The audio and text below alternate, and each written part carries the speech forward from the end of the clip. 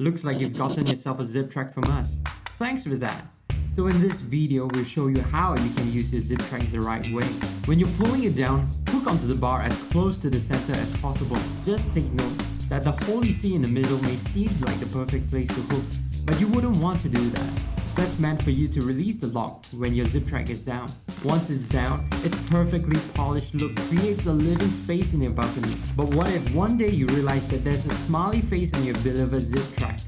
One like this. Don't worry. This only happens when your Ziptrak isn't fully closed. So now that you can be relieved that there's nothing wrong with your Ziptrak, we'll show you how you can keep it. Pull the lever to unlock it, then only lift it with your hands placed under the bar. However, sometimes you might find that the lever will get stuck. This happens when you're misusing the lock as if it is a handle to lift your Ziptrak up or down. If it does get stuck, it still is a simple fix. All you need is a test band to open the side cover so that you can place the trigger back to how it's meant to be. Close the cover and that will do the trick. The Ziptrak will be working fine like how it should. Now you can release the lock like this and easily bring it up. Over time, your Ziptrak might not feel as smooth as when you first got it. This is due to the buildup of dust and dirt in the spline over the years.